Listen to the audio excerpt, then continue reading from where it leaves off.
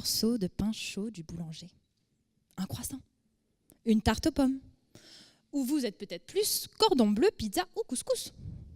Dans tous les cas, tous ces aliments que l'on retrouve partout dans notre alimentation sont constitués de céréales et principalement de blé. Le risque, c'est que lors de la culture de ce blé, des moisissures viennent attaquer les épis. On les appellera plus simplement champignons méchants. Ces champignons méchants, ils produisent aussi des toxines, de petites molécules très mauvaises pour notre santé. Invisibles, elles vont venir se glisser dans les grains de blé, puis dans la farine, puis dans notre pain, et potentiellement provoquer de graves maladies.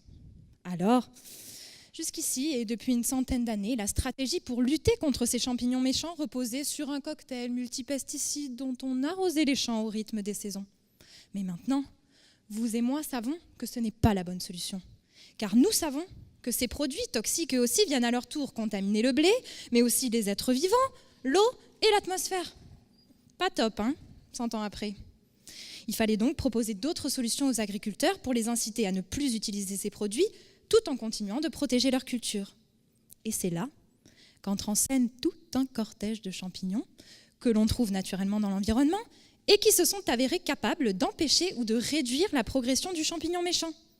Vous l'avez compris, des champignons gentils.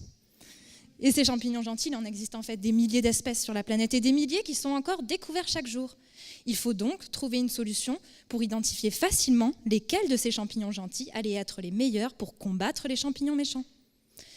Mon travail de thèse consiste donc à observer des combats entre champignons gentils et champignons méchants. J'essaye de mieux comprendre les stratégies des champignons gentils et d'identifier quelles armes ils utilisent pour mettre KO leur adversaire toxique. Par exemple, j'observe si le champignon gentil est capable d'envoyer des molécules qui vont dissoudre le champignon méchant, s'il peut le manger directement, l'empêcher de produire ses toxines, lui voler sa nourriture pour que lui ne puisse plus se développer, ou encore tout à la fois. Mais pour que le champignon gentil déclenche sa stratégie et donc au moins une de ses armes, il va avoir besoin d'activer des zones particulières de son ADN pour synthétiser certaines molécules d'attaque. Et oui, même lui possède dans chacune de ses cellules le code génétique, celui qui permet à tous les êtres vivants d'être ce qu'ils sont. Lui, avec ses gants de boxe ou son épée, et vous, avec vos yeux marrons ou bleus. Et lorsqu'il active son code, j'enregistre les zones d'ADN activées, les signaux, selon les différentes stratégies les plus efficaces. Et c'est bien cette meilleure connaissance de toutes ces stratégies et ces signaux de combat qui va me permettre de choisir parmi les champignons gentils les meilleurs candidats.